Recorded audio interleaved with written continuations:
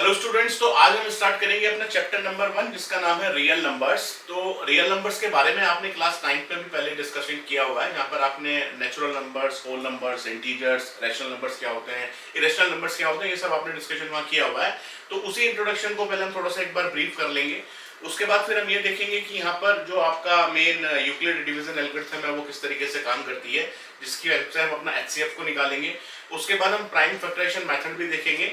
With the help of prime factorisation हम फिर calculate करेंगे अपना एचसीएफ और एलसीएम। फिर इनके बीच में क्या रिलेशन एग्जिस्ट करता है उसको हम देखेंगे। फिर इन्हीं एचसीएफ और एलसीएम के ऊपर बेस्ड हम अपनी वर्ड प्रॉब्लम्स को करेंगे।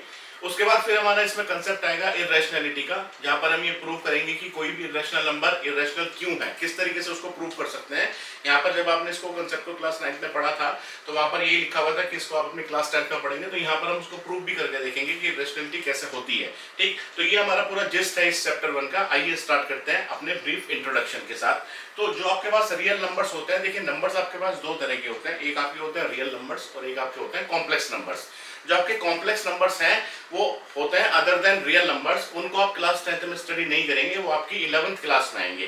तो अब उन कॉम्प्लेक्स नंबर्स की बात हम नहीं कर रहे हैं, यहाँ पर हम सिर्फ रियल नंबर्स की बात कर रहे हैं। और हम ये मान के चल रहे हैं यहाँ पर कि कोई भी अगर रियल नंबर है तो उस नंबर को हम अपनी रियल नंबर लाइन पर रिप्रेजेंट कर सकते हैं, चाहे वो रेशनल नंबर हो चाहे वो मेरा इरेशनल नंबर हो। तो इसी डिस्कशन को आगे बढ़ाते हुए हम ये सबसे पहले कहते हैं कि जो हमारे रियल नंबर्स होते हैं उनको हमने दो पार्ट्स में डिवाइड किया हुआ है। एक हमारे होते हैं रैशनल नंबर्स और एक हमारे होते हैं इरेशनल नंबर्स। तो रैशनल नंबर्स तो जनरली हम डिनोट करते हैं कैपिटल क्यू से, और जो हमारे इरेशनल नंबर्स होते हैं उसको हम जनरली डिनोट कर देते हैं क्यू डैश से या क्यू बार से। उसके बाद जो हमारे इंटीजर्स हो गए आपके, या होल नंबर्स हो गए, या आपके नेचुरल नंबर्स हो गए, वो आपके सब आ जाते हैं रैशनल नंबर्स के अंडर में। जैसे नेचुरल नंबर्स को हम डिनोट करते हैं कैपिटल एन से, होल नंबर्स को हम डिनोट करते हैं कैपिटल डब्ल्यू से, इंटीजर्स को हम डिनोट कर लेते हैं कैपिटल जेड से। इनके और डिस्कशन में हम नहीं जाने क्योंकि हमें जरूरत भी नहीं है, बस हमें पता होना चाहिए कि हाँ नेचुरल नंबर्स हमारे क्या होते हैं जो 1 2 3 4 से स्टार्ट होते हैं। होल नंबर्स में हमारा क्या है कि खाली एक जीरो और इंक्लूड हो जाता है, बाकी उसमें सारे नेचुरल नंबर्स हमारे आते ही हैं। और इंटीजर्स हमारे क्या होते हैं जिसमें सारे के सारे नेचुरल नंबर, सारे होल नंबर्स, या प्लस जो हमारे नेगेटिव वाले नंबर्स होते हैं जैसे -1 -2 -3 वो भी इंक्लूड हो जाते हैं। तो वो कलेक्शन हमारा बन जाता है इंटीजर्स का। तो ये सब हमने डिस्कशन किया था अपनी क्लास 9 में। आइए अब स्टार्ट करते हैं अपनी पहले कंसेप्ट से, जिसका हमारा नाम है यूक्लिड डिवीजन लेमा। ठीक, अब देखिए यहाँ पर आपने मैथमेटिक्स में देखा होगा कि कभी कभी आप लेमा देखते हैं, कभी कभी आपके सामने एक वर्ड आता है थ्योरम, कभी कभी आपके सामने एक वर्ड आता है एल्गोरिथम। तो इनका मतलब क्या है, जैसे एक आपने सुना होगा कि एक होता है लेमा, एक आपकी होती है थ्योरम और एक आपका होता है एल्गोरिथम। तो इनका क्या मतलब होता है तीनों का, क्या एक ही चीज है या अलग अलग चीज है? तो सबसे पहले ये देख लीजिए कि जो आपका लेमा होता है, लेमा हम जनरली उसके लिए यूज करते हैं कि अगर हमारे पास कोई स्टेटमेंट लिखा हुआ है जो कि एक प्रूवन स्टेटमेंट है, उसको हम लेमा बोल देते हैं। लेट्स सपोज अगर आप किसी भी नंबर को डिवाइड करते हैं किसी दूसरे नंबर से, तो आप जनरली इस तरीके से लिखते हैं। देखिए आपने पहले फॉर्मूला पढ़ा हुआ है अपने लॉन्ग डिवीजन में कि अगर ये आपका लिखा हुआ है डिविडेंड और अगर ये आपका लिखा हुआ है suppose equals to division into quotient plus remainder, ये आपने पढ़ा हुआ है पहले।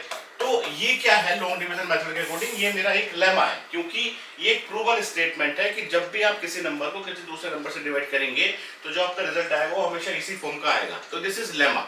इसी लेमा को यूज करते हुए जब हम बाकी और स्टेटमेंट्स को प्रूव करते हैं तो उनको हम बोल देते हैं थ्योरम्स।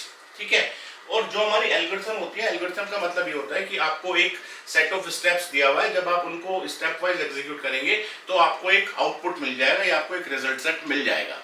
चलिए अब स्टार्ट करते हैं अपना डिस्कशन हम यूक्लिड डिवीजन लेमा से। देखिए यूक्लिड डिवीजन लेमा हमें क्या कहता है कि अगर आपके पास कोई भी दो पॉजिटिव इंटीजर्स है, सबसे पहली बात ये जो बात कर रहा है पॉजिटिव इंटीजर्स की बात कर रहा है, नेगेटिव की बात यहाँ नहीं कर रहा है। नेगेटिव भी हो सकते हैं, ठीक, लेकिन हम यहाँ पर अभी सिर्फ पॉजिटिव इंटीजर्स की बात करेंगे। जो आपके पॉजिटिव इंटीजर्स है उसको इसने कहा लेट्स सपोज ए है और बी है। अब पहली कंडीशन क्या है कि ए बड़ा होना चाहिए बी से, a is greater than b, ये हमारी पहली कंडीशन आ गई, a is greater than b. Then we can write, हम क्या लिख सकते हैं, हम लिख सकते हैं a equals to bq plus r where r is less than b and greater than equals to 0। इसको पहले समझ लीजिए क्या कहना चाह रहा है। लेट्स सपोज आपके पास एक इंटीजर है 23, हम इसको बोल रहे हैं a। लेट्स सपोज आपके पास एक इंटीजर है 7, जिसको लेट्स सपोज हम बोल रहे हैं b। ये a है, लेट्स सपोज ये b है, मान लीजिए ये आपका a है, मान लीजिए आपका b है।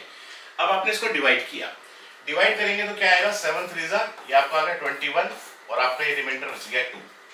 तो जो आपका एक क्वेश्चन बचा इसको हम बोल देते हैं Q, जो आपका रिमाइंडर बचा उसको हम बोल देते हैं R। तो इसको हम क्या लिख सकते हैं, इसको हम लिख सकते हैं A equals to B into Q, वही जो आपने पहले पढ़ा हुआ है B इंटू क्यू और प्लस R, यही तो आप लिख सकते हैं। यही वो लेमा आपसे बोल रहा है कि अगर आपके पास कोई भी दो पॉजिटिव इंटीजर्स हैं A और B, जहां पर A बड़ा है B से, तो हम लिख सकते हैं A equals to B Q plus R. देखिए लिखा है ना आपने, ये क्या है, A की वैल्यू कितनी है 23, B इंटू क्यू कितना हो गया आपका 7 इंटू 3 और प्लस R कितना हो गया आपका 2, 7 3 21, 21 प्लस 2 वापस से कितना आ गया आपका 23 लिख सकते हैं। लेकिन यहाँ पर एक चीज और है कि जो R की वैल्यू होगी वो हमेशा आपकी, इस R की वैल्यू हमेशा B से कम होगी या ग्रेटर देन 0 हो सकती है। ग्रेटर देन 0 का मतलब क्या है कि वो जो नंबर है आपका A वो B से कंप्लीटली डिवाइड हो गया, फुल्ली डिवाइड हो गया, उसी केस में आपके पास रिमाइंडर 0 आएगा। और अगर रिमाइंडर 0 नहीं आ रहा है तो जो रिमाइंडर आपका आएगा वो हमेशा इस B से कम होगा। यानी कि अगर आप किसी भी नंबर को 3 से डिवाइड कर रहे हैं तो पॉसिबल रिमाइंडर्स क्या होंगे 0 1 2। 0 अगर वो कंप्लीटली डिवाइड कर देगा, 1 और 2 तब आएंगे जब वो कंप्लीटली डिवाइड नहीं करेगा। ठीक, इसलिए जो R की वैल्यू है वो हमेशा हमारी लेस देन B होगी और ग्रेटर देन 0 होगी। अब ये आपको पता चल गया कि A डिविडेंड है, B डिवीजन है, Q क्वोशिएंट है और R रिमाइंडर है, तो इसी को हम बोलते हैं यूक्लिड डिवीजन लेमा। ठीक है, चलिए आगे चलते हैं। अब इसी लेमा पर बेस्ड हमारी आती है यूक्लिड डिवीजन एल्गोरिथम। देखिए यूक्लिड डिवीजन एल्गोरिथम का पर्पस क्या है, इस एल्गोरिथम की हेल्प से, एल्गोरिथम है तो एल्गोरिथम का मतलब क्या होगा कि कुछ स्टेप्स लिखे होंगे, जब उन स्टेप्स को हम फॉलो करेंगे तो हमें एक रिजल्ट मिलेगा। यूक्लिड डिवीजन एल्गोरिथम की हेल्प से आप अपना HCF कैलकुलेट करते हैं। क्या कैलकुलेट करते हैं, HCF। HCF का मतलब आपका क्या हो गया, हाईएस्ट कॉमन फैक्टर, या इसको हम कहीं कहीं GCD भी बोलते हैं, ग्रेटेस्ट कॉमन डिवीजन, दोनों मतलब इसी के होते हैं। ये HCF कह दो या उसको आप GCD बोल दो। तो यही हम कैलकुलेट करते हैं with the help of Euclid division algorithm.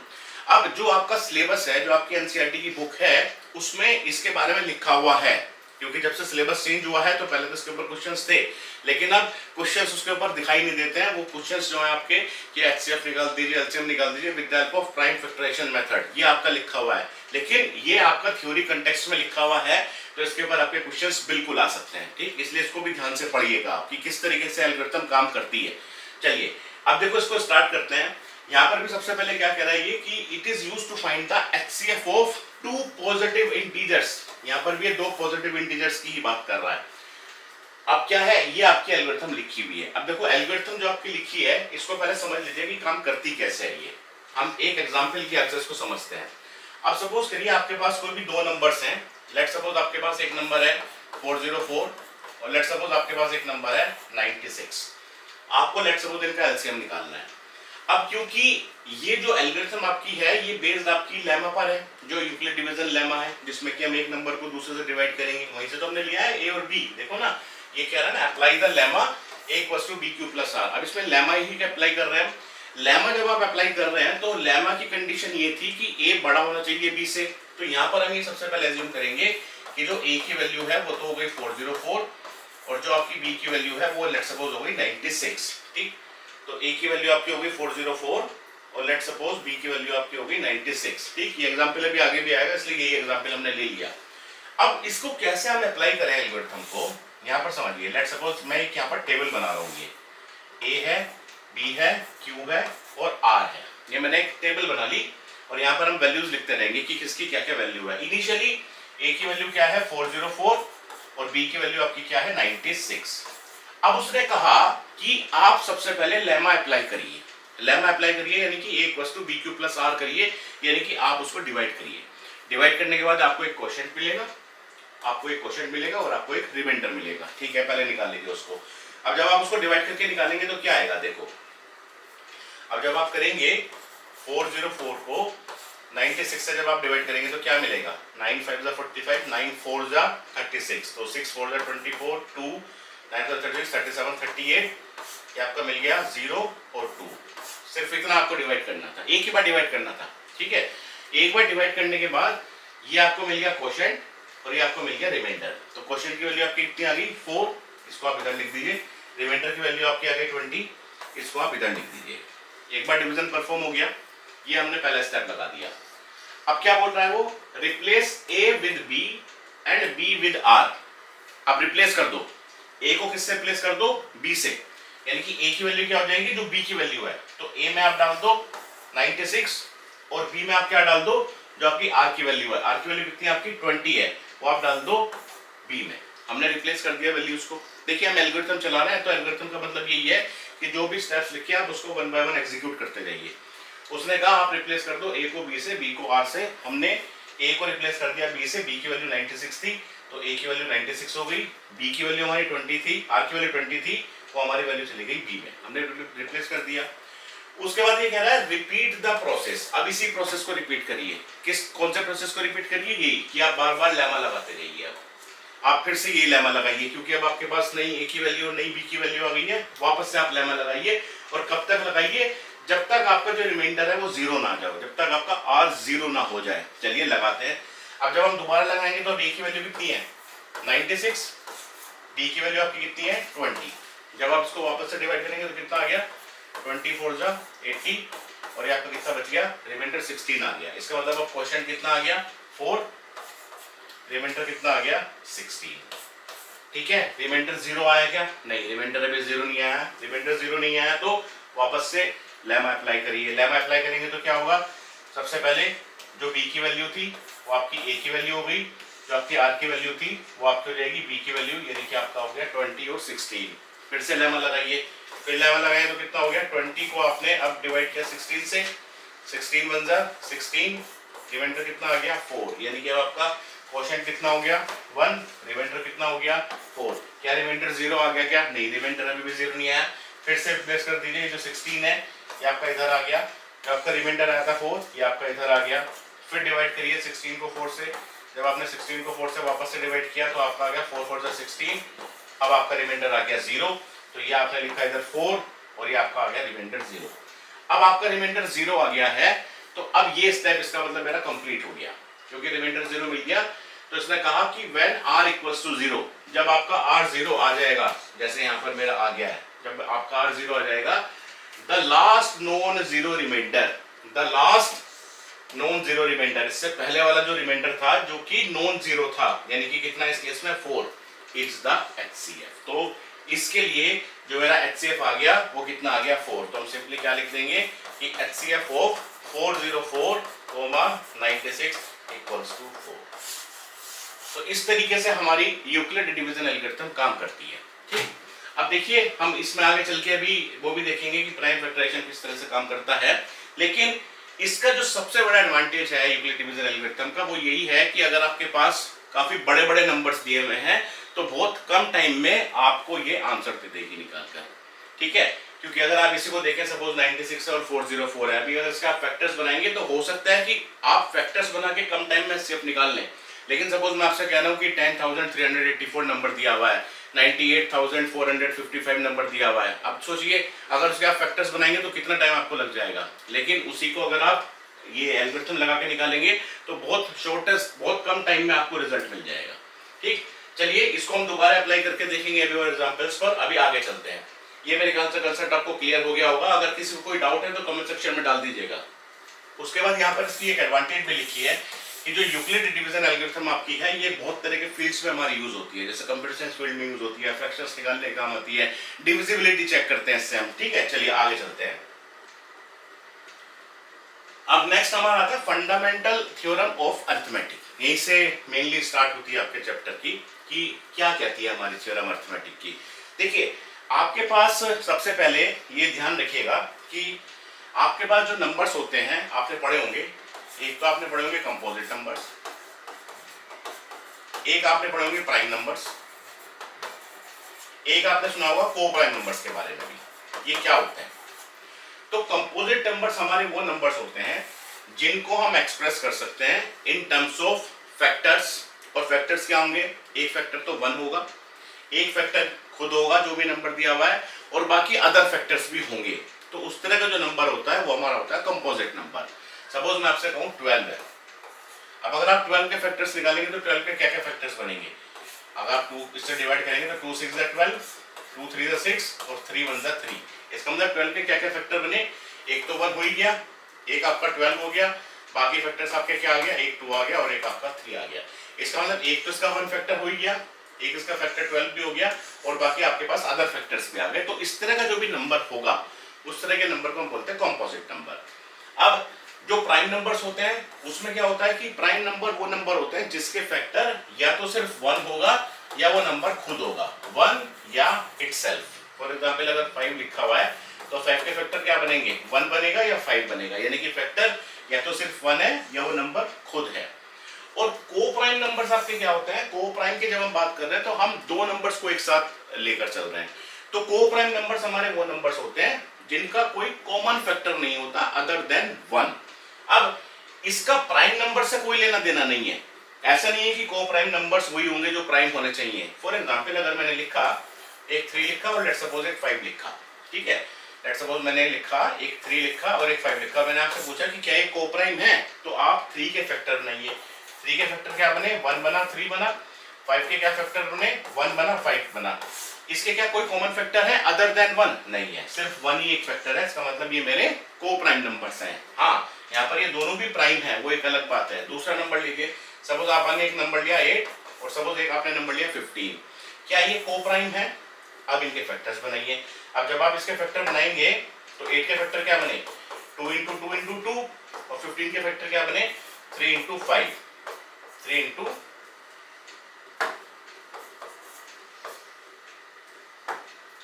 15 के आपके फैक्टर बने, इधर लिख लेते हैं। 8 के आपके फैक्टर बन गए 2 इंटू 2 इंटू 2 और 15 के आपके फैक्टर बन गए 3 इंटू 5। एक 1 फैक्टर तो होगा ही होगा, एक 1 फैक्टर होगा और एक 8 तो होगा ही होगा, इसका भी एक 1 होगा और एक 15 होगा। चेक करिए कॉमन क्या है, कॉमन सिर्फ 1 है, सिर्फ एक ही फैक्टर कॉमन है 1, इसका मतलब 8 और 15 भी मेरे को प्राइम है। ठीक है, ये बेसिक चीजें थी जो पता होनी चाहिए आपको।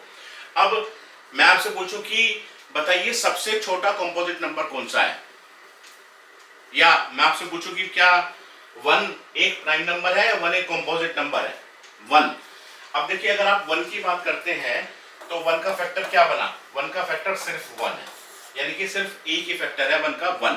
तो ना तो ये कंपोजिट की कंडीशन को फॉलो करता ना ही ये प्राइम की कंडीशन को फॉलो करता, क्योंकि प्राइम और कंपोजिट में दोनों में कंडीशन ये थी कि जो भी इसके फैक्टर्स होंगे वो एक तो 1 होगा और एक वो खुद होगा। यहाँ पर भी एक वो खुद होगा एक 1 होगा, लेकिन 1 में सिर्फ एक ही कंडीशन आ रही है कि 1 ही उसका फैक्टर है या वही उसका खुद हो गया, इसलिए जो हमारा 1 होता है ना ये प्राइम होता ना ये कंपोजिट होता।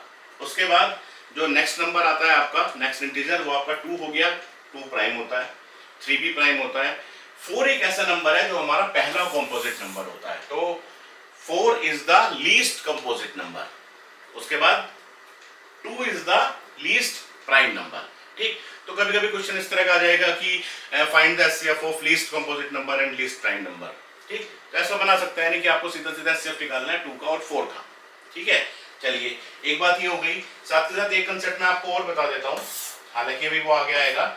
एक आपने टर्म सुनी होगी फैक्टर और एक आपने टर्म सुनी होगी मल्टीपल। इनमें क्या डिफरेंस होता है फैक्टर और मल्टीपल में, मल्टीपल्स या फैक्टर्स में क्या डिफरेंस होता है? देखिए अगर सपोज आपके सामने कोई भी एक नंबर लिखा हुआ है 8, तो आप क्या करेंगे, जब आप 8 के फैक्टर्स बनाएंगे तो 8 के फैक्टर्स क्या होंगे 2 इंटू 2 इंटू 2। तो जो 2 आपका हो गया ये आपका 8 का फैक्टर हो गया, या जैसे आपने 15 के भी फैक्टर बनाए तो आपके क्या बने थे 3 और 5, यानी कि 3 और 5 आपके 15 के फैक्टर्स हो गए।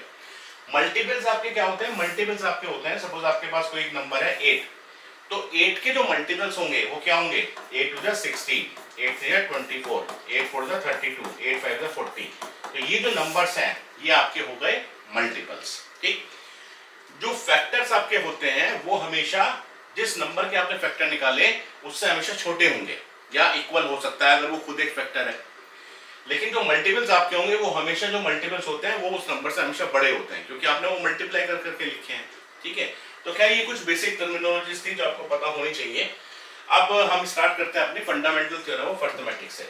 तो फंडामेंटल थ्योरम ऑफ अरिथमेटिक हमें ये कहती है कि अगर आपके पास कोई भी एक कंपोजिट नंबर है, मैं सीधा सीधा बोल रहा हूं कि कोई भी एक कंपोजिट नंबर है, तो उसको आप हमेशा फैक्टराइज कर सकते हैं in terms of prime numbers.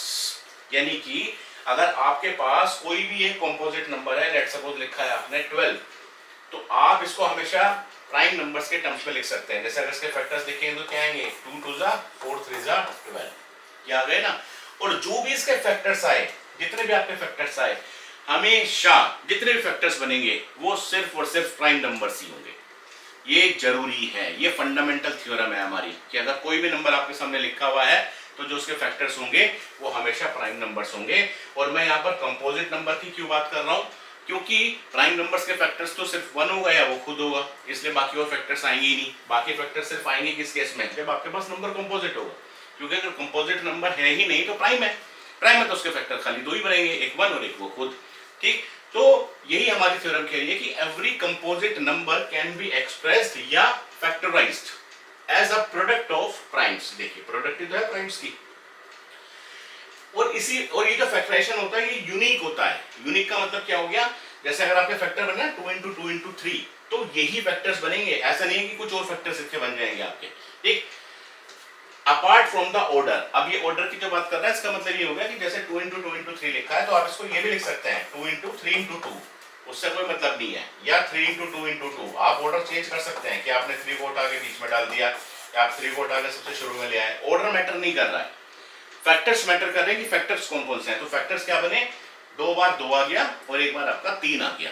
तो जब भी आप फैक्टर्स को लिखें तो जितने भी आपके प्राइम नंबर्स आए, अगर कोई भी एक फैक्टर ऐसा है जो मल्टीपल टाइम्स आ रहा है तो आप उसको एक्सपोनेंट के फॉर्म में लिख दें। एक्सपोनेंट के फॉर्म में लिखने का मतलब ये हो गया, जैसे यहाँ पर 2 कितनी बार आ रहा है, 2 बार आ रहा है, तो आप इसको लिख दें 2 की पावर 2, और जो आपका 3 है उसको आप एज इट इज लिख दीजिए into 3, क्योंकि अगर into 3 लिखा है तो इसका मतलब 3 की पावर 1 लिखा हुआ है।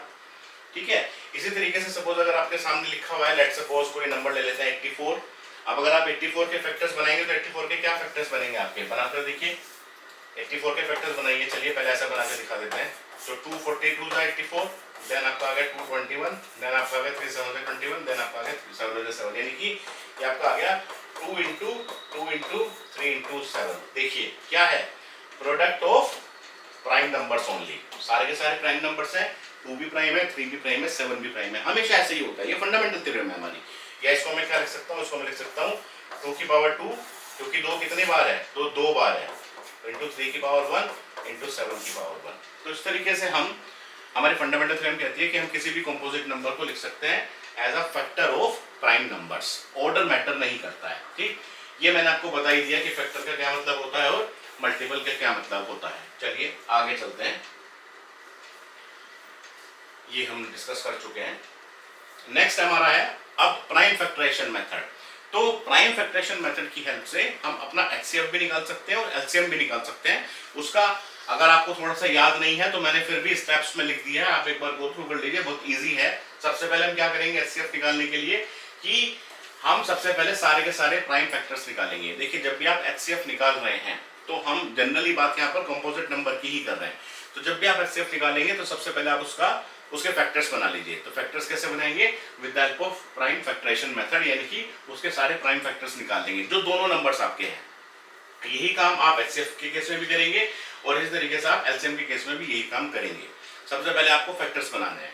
अब एचसीएफ के केस में वो आपसे कहता है कि take the common prime factors. यहाँ पर आपको फैक्टर्स जो कॉमन है वो लेने हैं दोनों नंबर्स में जो एग्जिस्ट कर रहे होंगे, जबकि एलसीएम के केस में आपको सारे के सारे प्राइम फैक्टर्स ले लेना है। मतलब यहाँ पर कॉमन की बात नहीं कर रहा है। देखिए इसका मतलब क्या है, हाईएस्ट कॉमन फैक्टर, और ये क्या है, लीस्ट कॉमन मल्टीपल। तो लीस्ट का मतलब कि अगर कोई भी फैक्टर दोनों में भी आ रहा है तो हम तो उठा लेंगे, ऐसा जरूरी नहीं है कि वो कॉमन हो दोनों में। ठीक है, तो यहां पर सिर्फ कॉमन लेंगे, यहां पर सारे ले लेंगे।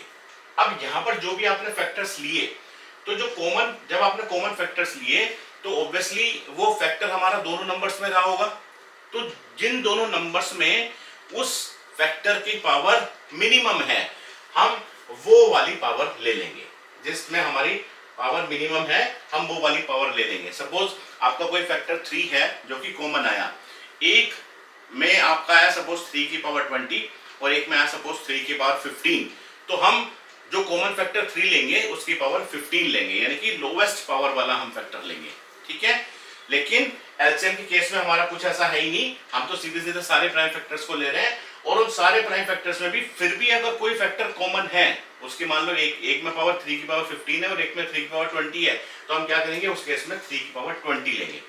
देखो लीस्ट के केस में पावर लेंगे हाईएस्ट, और एचसीएफ यानी कि हाईएस्ट कॉमन फैक्टर्स के टर्म्स में पावर लेंगे लोवेस्ट। एक तरीके से चीजें थोड़ी सी उल्टी चल रही हैं, ठीक। और फिर फाइनली क्या करेंगे, सबको मल्टीप्लाई कर देंगे तो एचसीएफ मिल जाएगा, यहाँ पर सबको मल्टीप्लाई करेंगे तो एलसीएम मिल जाएगा, ठीक।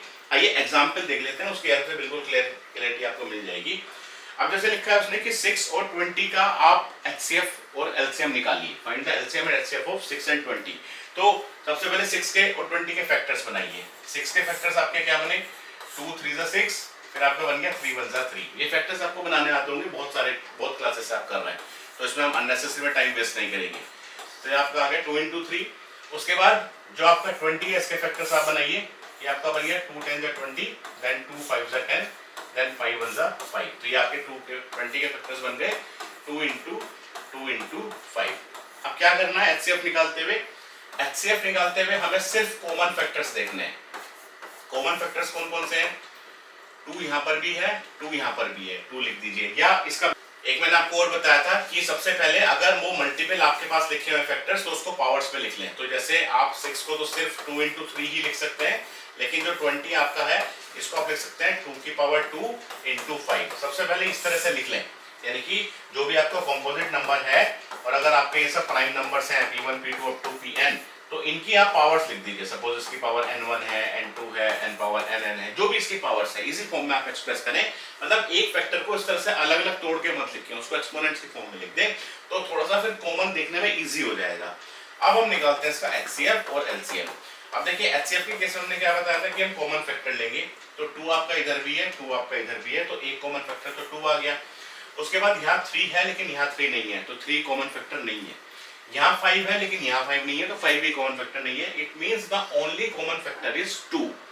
अब एचसीएफ के केस में हमने क्या बताया था, क्योंकि हाईएस्ट कॉमन फैक्टर है, तो हाईएस्ट कॉमन फैक्टर में पावर कौन सी लेंगे, लोवेस्ट पावर लेंगे। तो लोवेस्ट पावर कौन सी है, यहाँ पर 2 की पावर 1 है, यहाँ पर 2 की पावर 2 है, तो लोवेस्ट पावर इज 1, तो एचसीएफ आपका हो गया 2 पावर 1, या सीधा सीधा मैं क्या कह सकता हूँ 2। इसी तरीके से अगर आप एलसीएम निकाल रहे हैं तो एलसीएम में क्या लेंगे, सारे फैक्टर्स ले लेंगे।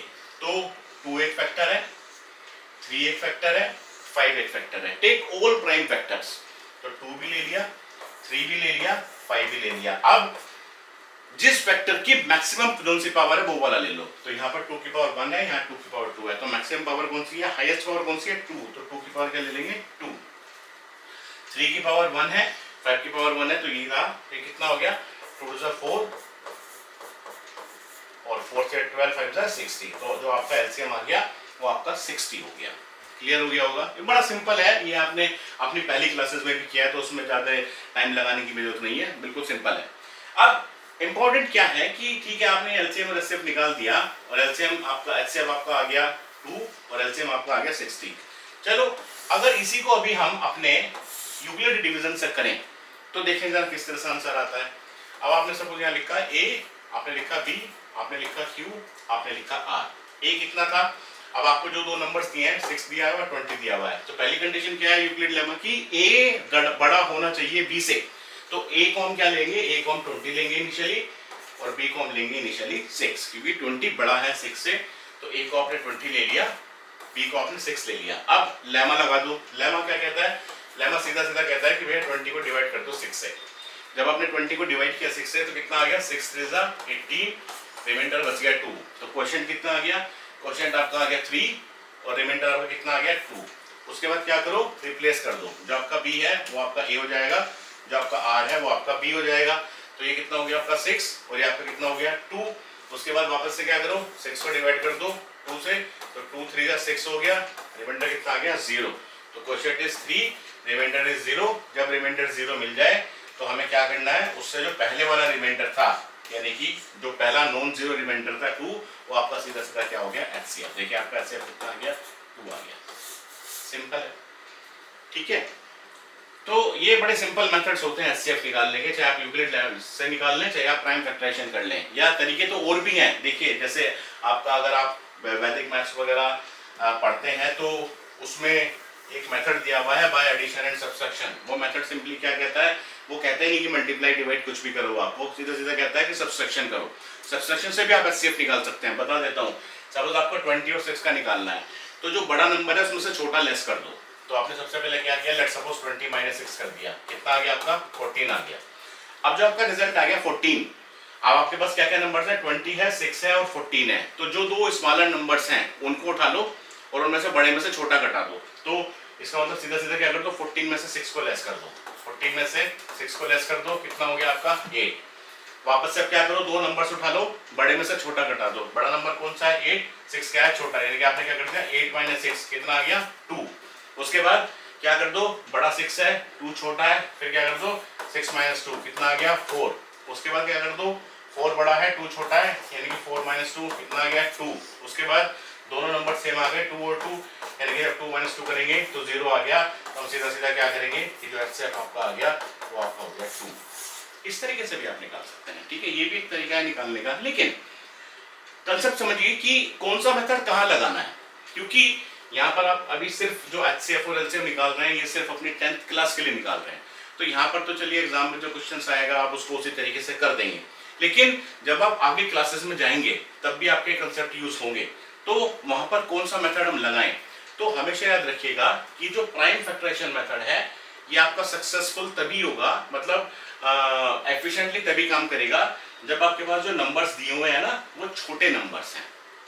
लेकिन अगर आपके पास ये नंबर्स बड़े हो जाएंगे तो ये इतना एफिशिएंट मेथड नहीं रहता, क्योंकि वहां पर जो नंबर ऑफ फैक्टर्स आपके बनेंगे वो बहुत ज्यादा फैक्टर्स बन जाते हैं, ठीक है, तो वहां पर गलती होने के चांसेस उतने ज्यादा बढ़ जाते हैं। तो वहां पर जो एफिशिएंट मेथड है वो आपका है Euclid division algorithm, that is the efficient method, ठीक। और ये जो सब्सट्रैक्शन मेथड है ऑब्वियसली ये भी आपका तभी अच्छा काम करेगा जब आपके जो दो नंबर्स हैं वो ज्यादा दूर नहीं है।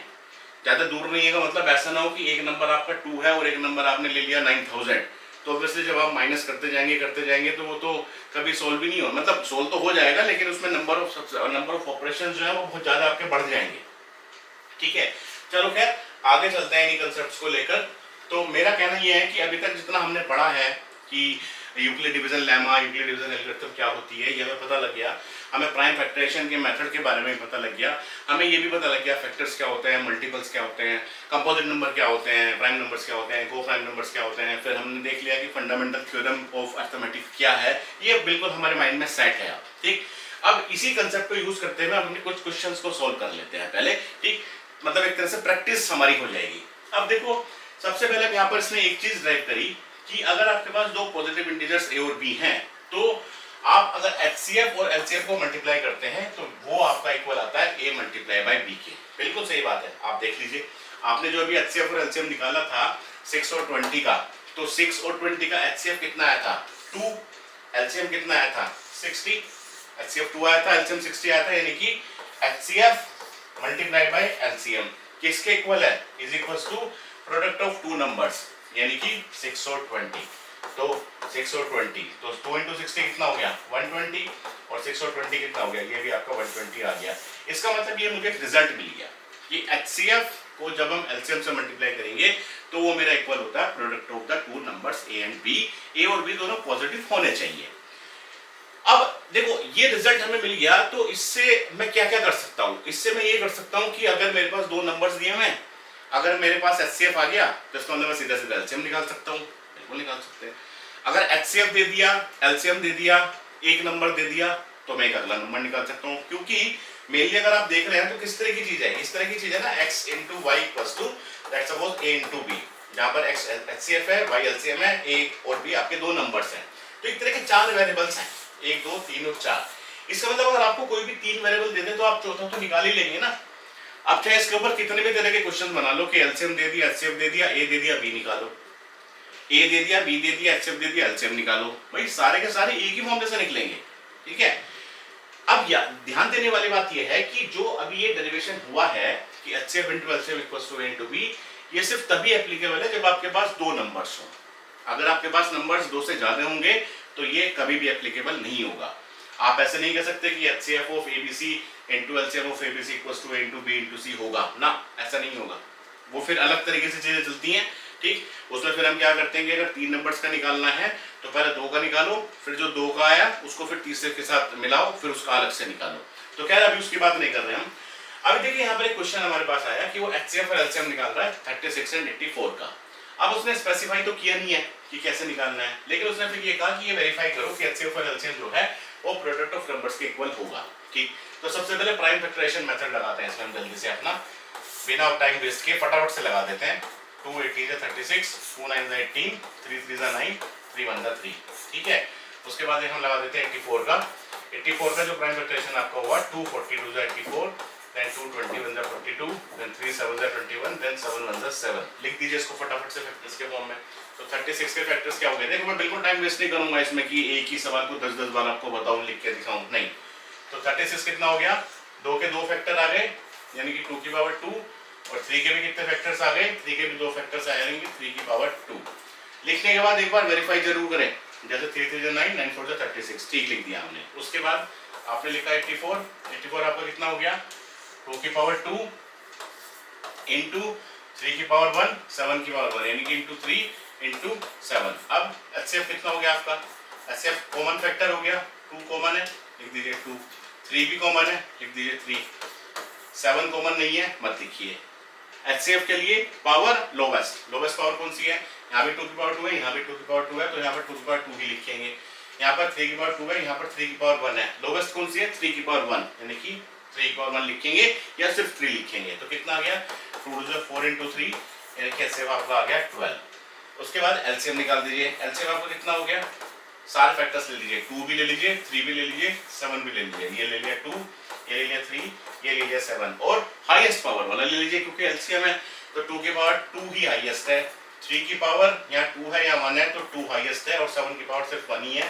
तो कितना हो गया? 4 इंटू 9 इंटू 7 यानी कि 9 4 जा 36, 36 इंटू 7, 7 6 जा 42, 4 7 21 22 यानी कि 252 आ गया। ये आपका LCM आ गया। वेरीफाई कर लो, वेरीफाई करोगे तो कितना आ गया? HCF इंटू LCM यानी कि 12 इंटू 252, इसको मल्टीप्लाई करो और प्रोडक्ट ऑफ 2 नंबर्स करो यानी कि 36 इंटू 84 करो। वेरीफाई करो कि इक्वल है या नहीं है। तो वेरीफाई करके देख लो। 252 को 12 से मल्टीप्लाई करो फटाफट से, कितना आ गया? 2 जा 4 और 50, ये आपका आ गया 252, 4 2 3024 आ गया। इसको करो 84 को 36 से कैंसिल, 24 2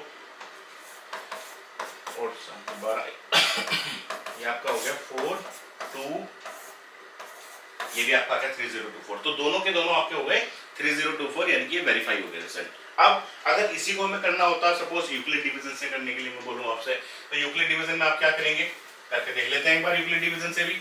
तो अगर आप यूक्लिड डिवीजन लगाएंगे इसमें तो A B Q R, A कितना लेंगे आप? लेमा क्या कहता है? जो बड़ा नंबर होगा। A को लेंगे 84, B को क्या लेंगे?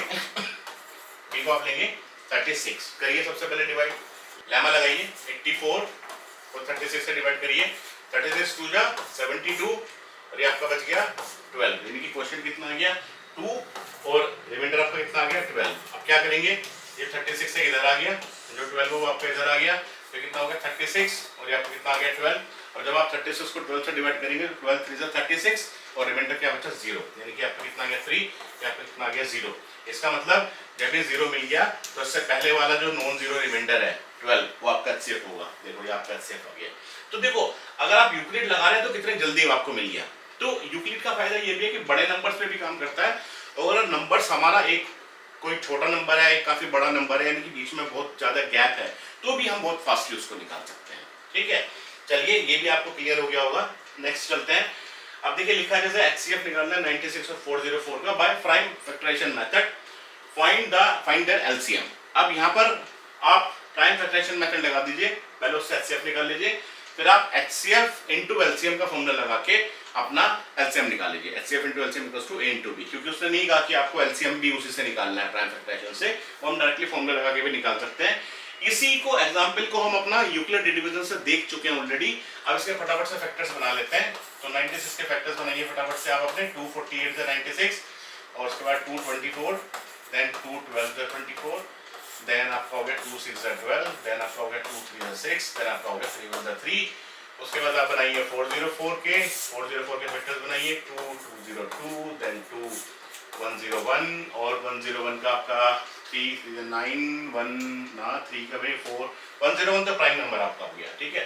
तो 101 आपका हो गया एक प्राइम नंबर। तो इसके फैक्टर्स लिख लीजिए।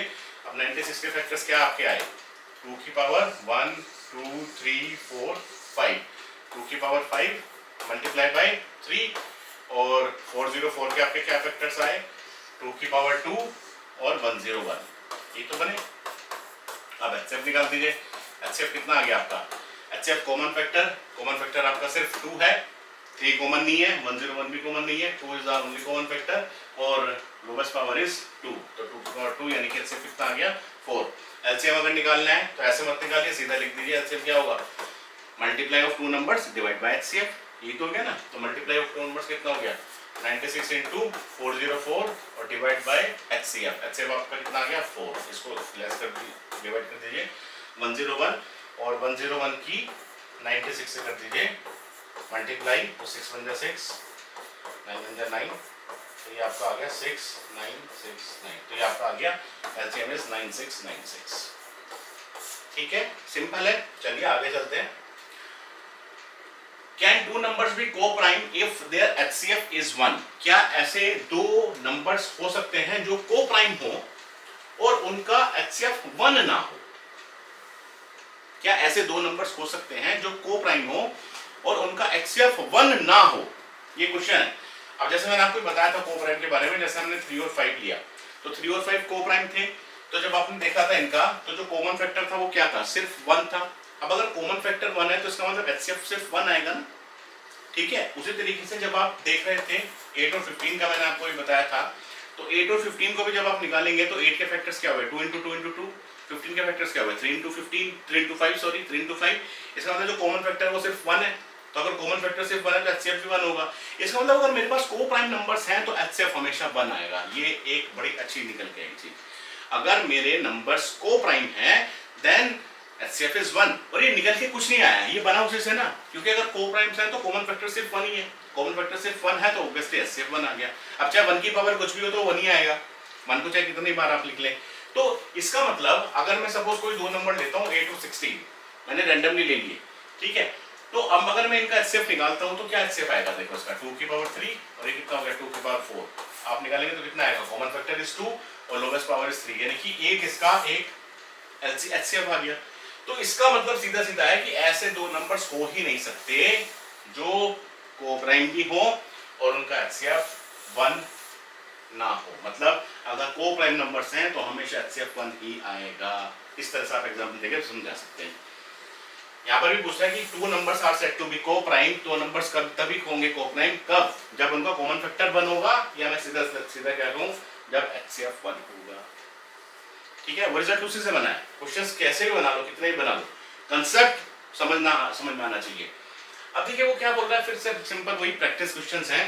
तो दो नंबर्स आपको दे रखे हैं, जिसका एलसीएम दे दिया, एचसीएफ दे दिया, एक नंबर दे दिया, दूसरा निकालो। सीधा फॉर्मूला बेस्ड क्वेश्चन है, कुछ नहीं करना। एचसीएफ इनटू एलसीएम, एक फटाफट से बता देता हूँ। HCF into LCM equals to let two numbers are A and B, ये फॉर्मूला लगा दीजिए। टू नंबर्स आर, एलसीएम कितना दे दिया 180, एचसीएफ कितना दे दिया 15, one of the number is 45, let suppose a 45 है, बी को निकालना है, तो बी कितना आ गया 15 इंटू 180 डिवाइड बाय 45 कर दो, तो बी आपका कितना हो गया 15 इंटू 180 और 45 को उसके नीचे ले आओ, ये 45 इसका नीचे आ गया, 50 3 जा 45 और 3 60, यानी कि बी आपका कितना आ गया 60 आ गया। ठीक है, उस तरीके कैसे कह रहा था, HCF of two numbers is 12 and their LCM is 120, तो ये तो नहीं अलग है, एचसीएफ 12 है, एलसीएम 180 है। If one of the number is 36, find the other, let's suppose other is B, तो बी कितना हो गया 12 इंटू 180 डिवाइड बाय 36, 12 3 36 और 3 6 80, यानी कि अदर नंबर मेरा यहाँ पर भी बी आ गया। ठीक है, तो ये सिंपल फॉर्मूला बेस्ड क्वेश्चन थे, इसमें ज्यादा कुछ दिमाग लगाना नहीं है। अब देखो यहाँ पर हमारी एक नई चीज आ गई कि हमें 3 नंबर्स का एचसीएफ निकालना है। अभी तक हम 2 नंबर्स का एचसीएफ निकाल लेते, अब हमें 3 नंबर्स का एचसीएफ और एलसीएम निकालना है। तो जब भी आप 3 नंबर्स का एचसीएफ या एलसीएम निकालें तो सबसे पहले आपको उसमें क्या करना है, सबसे पहले एचसीएफ निकालते हैं। तो अगर आप यूक्लिडियन डिवीजन एल्गोरिथम लगा रहे हैं तो उस केस में आप क्या करेंगे, पहले आप 2 नंबर्स लेंगे, उसके बाद जो उसका एचसीएफ आ जाएगा फिर उस नंबर को जो तीसरा नंबर दिया है उसके साथ उसमें फिर से आप डिवीजन एल्गोरिथम लगाएंगे और आपका आंसर आ जाएगा। क्योंकि यूक्लिड डिवीजन एल्गोरिथम तभी काम करती है जब आपके पास इनपुट में 2 पॉजिटिव इंटीजर्स दिए हैं, ठीक है। तो 3 का आप एक साथ नहीं निकाल सकते वहां से। खैर यहाँ पर ये बोल रहा है प्राइम फैक्टराइजेशन से इसको निकालिए, तो ठीक है, फटाफट से हम तीनों के फैक्टर्स बनाते हैं। 18 के फैक्टर्स भी बनाते हैं, 24 के फैक्टर्स बनाते हैं और 30 के फैक्टर्स बनाते हैं। तीनों के फटाफट से फैक्टर्स बनाते हैं, कॉमन फैक्टर्स अपने निकालते हैं और HCF एलसीएम फटाफट से निकाल देते हैं। बनाइए। 2 9 18, 3 3 9, 3 1 3, 2 12 24, 2 6 12, 2 3 6, 3 1 3। उसके बाद 2 15 30, 3 5 15, 5 1 5। क्या क्या फैक्टर्स बने लिख दो फटाफट से। 18 के आपके फैक्टर बन गए, इधर लिख लेते हैं। 18 के फैक्टर बन गए 2 की पावर 1 और 3 की पावर 2, 2 की पावर 1 और 3 की पावर 2। 24 के क्या क्या फैक्टर्स बने, 24 के बन गए 2 की पावर 3 और 3 की पावर 1। और इसके क्या बने 2 3 और 5, सबके पावर 1 है। 30 के फैक्टर बन गए 2 की पावर 1, 3 की पावर 1 और 5 की पावर 1। अब HCF क्या हो गया, कॉमन फैक्टर, जो कि तीनों में होना चाहिए, तीनों में देखेंगे आप, ठीक है। तो यहाँ पर 2 यहाँ पर भी है, यहाँ पर भी है, यहाँ पर भी है। 3 की बात करें तो 3 यहाँ पर भी है, 3 यहाँ पर भी है और 3 यहाँ पर भी है, यानी कि 2 भी फैक्टर है और 3 भी फैक्टर है। 5 नहीं है क्योंकि 5 कॉमन नहीं है तीनों में। अब HCF के लिए पावर लोवेस्ट पावर यहाँ 1, यहाँ 3, यहाँ 1, लोवेस्ट पावर इज 1, तो 2 की पावर 1 इज द लोवेस्ट। 3 की पावर देखो 2 1 1, लोवेस्ट पावर कितनी है 1, क्या लेंगे 1, यानी कि कितना हो गया 2 into 3 यानी कि 6 आपका HCF आ गया। LCM निकालिए। LCM आपने निकाल दो, क्या क्या सारे फैक्टर्स ले लीजिए, 2 भी है, 3 भी है और 5 भी है। पावर्स हाईएस्ट लीजिए। 2 के हाईएस्ट पावर क्या है 3 है, तो 2 की पावर 3। 3 के हाईएस्ट पावर क्या है 2 है और 5 के हाईएस्ट पावर तो 1 ही है, तो कितना हो गया 2 2 4 2 8, 3 3 9 और ये आपका हो गया 5। ये कितना हो गया 9 8 72, 72 into 5 यानी कि 5 10, 7 35 और 36, यानी कि आपका आ गया 360, ठीक है। तो ये आपका 360 आ गया। इसमें आप ऐसा नहीं लगा सकते कोई फॉर्मूला लगा दे डायरेक्टली HCF into LCM का, ठीक, फॉर्मूला होता है लेकिन थोड़ा अलग तरह से चलता है। चलिए ये हमने निकाल लिया। अब सपोज इसी पर अगर आप यूक्लिड एल्गोरिथम लगाएंगे अपनी, तो क्या होगा देखिए, निकाल लेते हैं। अब यूक्लिड लगाएंगे तो सबसे पहले 18 और 24 पर लगाते हैं, तो A B Q R directly लगाते हैं। 24 हो गया A, B हो गया 18। सबसे पहले 24 को 18 से डिवाइड किया तो 18 1 जा 18 आ गया, रिमाइंडर कितना बचा 6, तो रिमाइंडर 6 आ गया, क्वोशिएंट आपका आ गया 1। अब क्या होगा, जो 18 है आपका इधर शिफ्ट हो गया, जो रिमाइंडर आपका इधर शिफ्ट हो गया।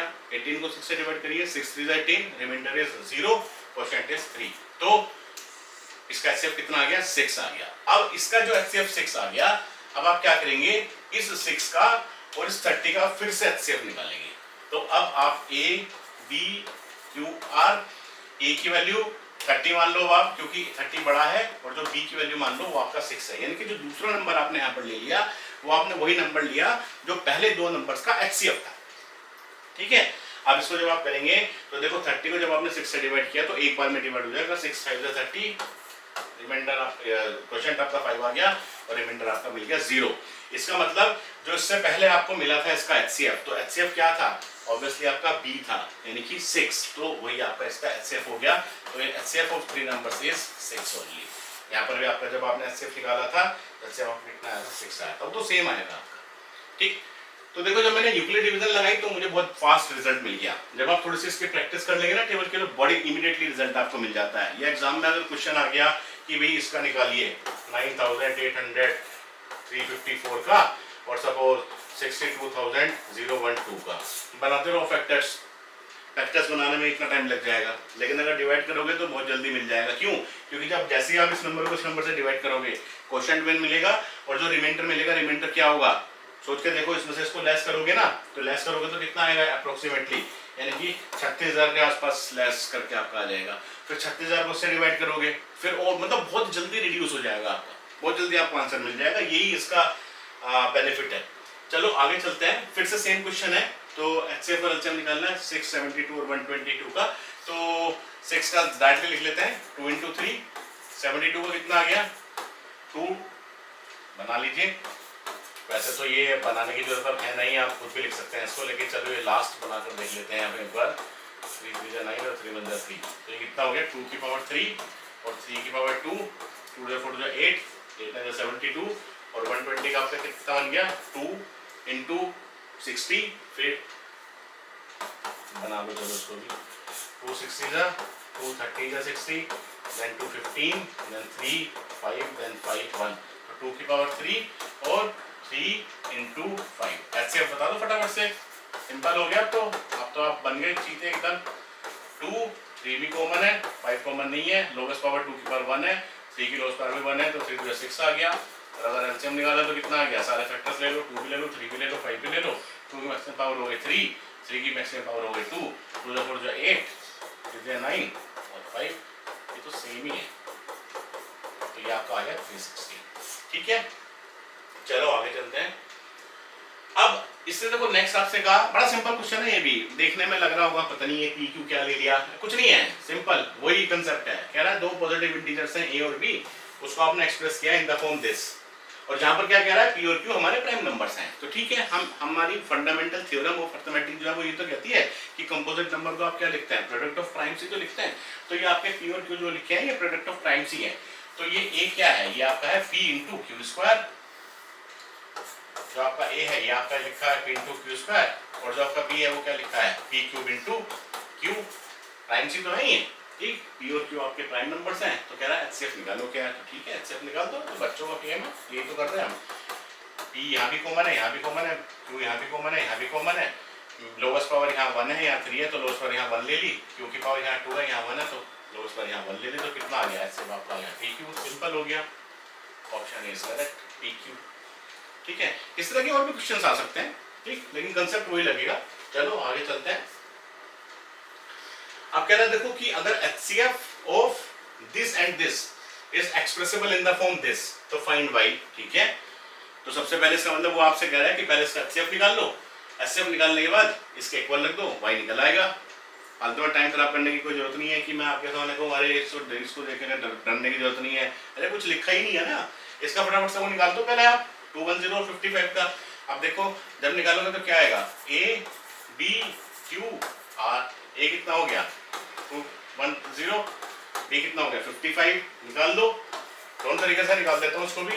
सबसे पहले कितना लगेगा 5 3 लगेगा, 5 से 15, 15 और 16, ये आपका हो गया 5 और 45, तो ये आपका हो गया 3 और ये आपका हो गया 45, फिर 55 इधर आ गया, 45 इधर आ गया, फिर जब इसको क्या 45 बन जाए 45 और रिमाइंडर बच गया 10, फिर आपका 45 इधर आ गया, यहाँ पे जो 10 इधर आ गया, 10 4 जा 40 और रिमाइंडर आपका बच गया 5, आपका फिर ये 10 इधर आ गया, आपका फिर ये 5 इधर आ गया, 5 2 जा 10, रिमाइंडर बच गया 0, यानी कि एचसीएफ आपका आ गया 5 सीधा सीधा।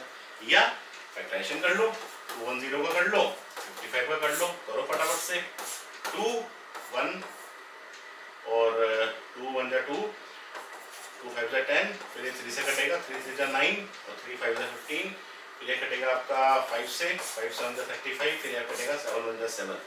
ऐसे ये 5 जो है आपका सबसे पहले 5 से कटेगा, 5 और ये 11, तो आपका फाइनल नंबर आ गया।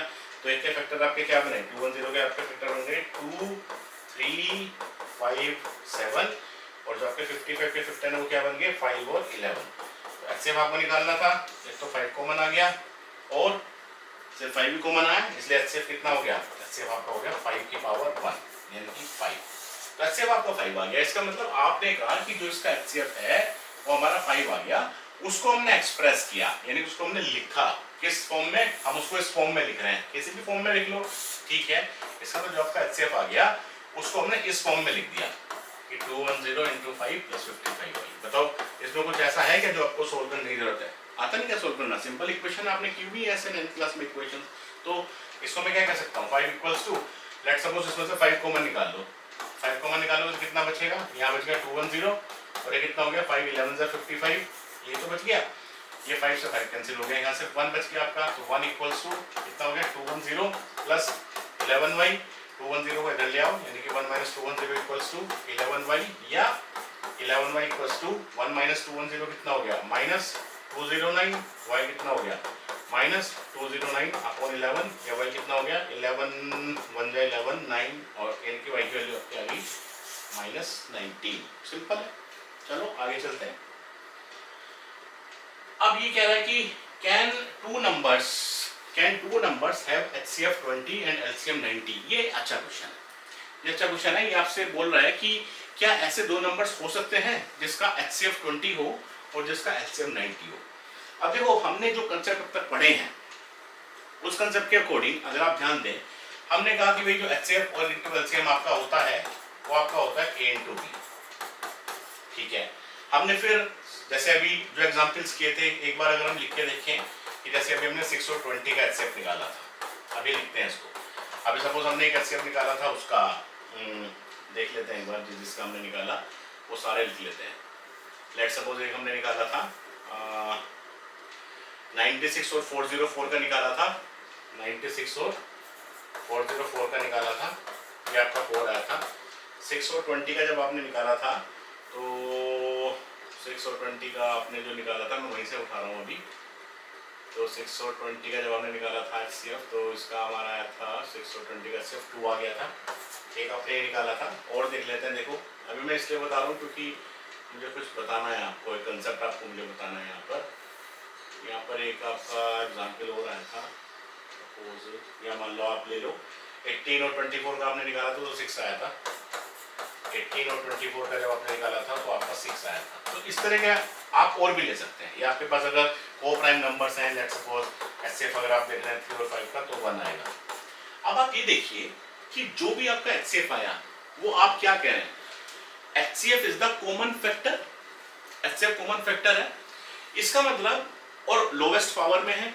तो अगर लोवेस्ट पावर में है तो जो भी आपने वो जो आपने पूरा फैक्टर लिया है वो उस पूरा नंबर को तो डिवाइड करेगा ही करेगा, बिल्कुल करेगा ना। क्योंकि सपोज आपने अगर लोवेस्ट फैक्टर लिया है, जैसे आपने 6 लिया और 20 लिया, जब आपने 6 और 20 के फैक्टर लिखे थे तो 6 का आपका लिखा था गया था 2 की पावर 1 इंटू 3 की पावर 1। जब आपने 20 को लिखा था 2 2 4 5 20, यानी कि 2 की पावर 2 लिखा था। तो लोवेस्ट क्या था, लोवेस्ट 2 की पावर 1 था, जब भी तो हमारा फैक्टर ये 2 आया था। इसका मतलब जो HCF आपका आया वो आपके दोनों नंबर्स को डिवाइड करेगा, बिल्कुल सही बात है। यहाँ पर जो आपका 4 आया वो उसको भी डिवाइड करेगा, उसको भी डिवाइड करेगा। जो आपका 6 आया वो उसको भी डिवाइड करेगा, इसको भी डिवाइड करेगा। इसका मतलब जो भी दोनों नंबर्स हैं, both numbers are divisible by HCF, बिल्कुल सही बात है, both numbers are divisible by HCF। ये बिल्कुल क्लियर हो गया, ठीक है, बिल्कुल सही बात है। ये हमने देखा नहीं था लेकिन होता तो यही है, अब हमने देख भी लिया कि हाँ यही है। अब वो कह रहा है कि क्या आपके पास ऐसे दो नंबर्स हो सकते हैं जिनका HCF 20 आ जाए और LCM 90 आ जाए, ठीक है, देख लेते हैं। अब सपोज हमें फॉर्मूला पता है कि HCF इंटू LCM जो है वो मेरा होता है multiplication of both numbers. HCF कितना दिया है 20, LCM कितना दिया है 90, equals to A multiply by B, या मैं सीधा लिख दूं A multiply by B equals to 1800, बिल्कुल सही बात है। अब ये जो दोनों नंबर्स हैं मैं इनको HCF की फॉर्म में लिखना चाहता हूं। ये जो दोनों नंबर्स हैं मैं इनको HCF की फॉर्म में लिखना चाहता हूं। जैसे अगर आप इसकी बात करें तो आप नहीं लिख सकते क्या, 6 को आप नहीं लिख सकते, 6 इक्वल्स टू HCF कितना है 2 और मल्टीप्लाई बाय 3 लिख सकते हैं ना। ऐसे जो आपका 20 है इसको आप नहीं लिख सकते क्या कि 20 इक्वल्स टू 2 मल्टीप्लाई बाय 10, बिल्कुल लिख सकते हैं ना। चलो नेक्स्ट देख लेते हैं। सपोज 404 है तो 404 को आप नहीं लिख सकते क्या, HCF जो आया 4 इंटू 101, यहाँ पर क्या लिखा है 96, तो 96 को आप नहीं लिख सकते क्या 4 इंटू और 4 टू 8 और 1 4 4 16, 4 इंटू 24, 24 को आप नहीं लिख सकते, 24 इक्वल्स टू 6 मल्टीप्लाई बाय 4। ऐसे 18 को आप क्या लिख सकते हो, 18 इक्वल्स टू 6 मल्टीप्लाई बाय 3, 3 को आप क्या लिख सकते हो 1 मल्टीप्लाई बाय 3, 5 को आप क्या लिख सकते हो 1 मल्टीप्लाई बाय 5। इसका मतलब जितने भी आपने HCF निकाले हैं, हम जो दोनों के दोनों नंबर्स हैं जिनका हमने HCF निकाला, हम उन सारे नंबर्स में हम लिख सकते हैं ना कि वो HCF और कुछ मल्टीपल में लिखा हुआ है, कोई भी एक फैक्टर मल्टीपल में लिखा है, कोई भी एक टर्म मल्टीपल में लिखी हुई है। इसी तरीके से 404 देख लो, ये देखो HCF ही तो है, इसका देखो HCF ही तो है, इसका देख लो HCF ही तो है, क्योंकि जो HCF है वो इसका एक फैक्टर है ना। या उस नंबर को आप क्या लिख सकते हो, that number can be written as HCF multiple में समथिंग लिखा हुआ है, यानी कि मल्टीपल के फॉर्म में आपने लिख दिया। अब अगर मेरा नंबर यहाँ पर A जो है वो 20 है अगर मेरा एक नंबर 20 है और एक नंबर मेरा 90 है, नहीं सॉरी, HCF 20 है और LCM 90 है यहाँ पर, तो इस A को मैं क्या लिख सकता हूँ, HCF मेरा अगर 20 है, LCM को भी छोड़ो, अगर HCF मेरा 20 है तो इस नंबर को क्या मैं ये नहीं लिख सकता 20 मल्टीप्लाइड बाय समथिंग, क्योंकि 20 HCF है ना, मतलब जब भी मैंने HCF निकाला मेरे पास जब भी HCF आया किन्हीं भी दो नंबर्स का और वो HCF 20 आ गया, इसका मतलब ये मेरे पास जो भी नंबर है सपोज A और B, तो इस A को क्या मैं ये नहीं लिख सकता कि A equals to HCF multiplied by some term या मल्टीप्लाइड बाय सम नंबर, वो तो लिखा मैंने 20x। इसी तरीके से आप B को भी लिख सकते हैं, क्या 20 मल्टीप्लाई बाय y, क्योंकि HCF multiply by some number equals to 1800। बताओ यहाँ कोई डाउट है क्या? या तो मेरे ख्याल से कोई डाउट होना नहीं चाहिए, बड़े अच्छे से एक्सप्लेन कर दिया गया है ये कि क्यों लिख सकते हैं इसको हम, ठीक। अब अगर इसको आप निकालें तो ये कितना हो गया, xy equals to 1800 divide by 20 into 20। यहाँ पर अगर आप निकालेंगे तो 2 0 से 2 0 कैंसिल हो गई, ये आपका बचा 18/4 यानी कि 4 4 16 2 0 4 5 20। ओहो, ये तो आपका 4.5 आ गया। इसका मतलब x और y की जो मल्टीप्लिकेशन है वो आपकी डेसिमल में आ गई। अब आप याद करिए जब हमने ये पढ़ा था, कंसेप्ट स्टार्ट किया था, तो हम हमेशा बात कर रहे थे कि दो पॉजिटिव इंटीजर्स लेने हैं। क्या कभी भी दो पॉजिटिव इंटीजर्स का मल्टीप्लिकेशन डेसिमल में आ सकता है? कभी नहीं आ सकता।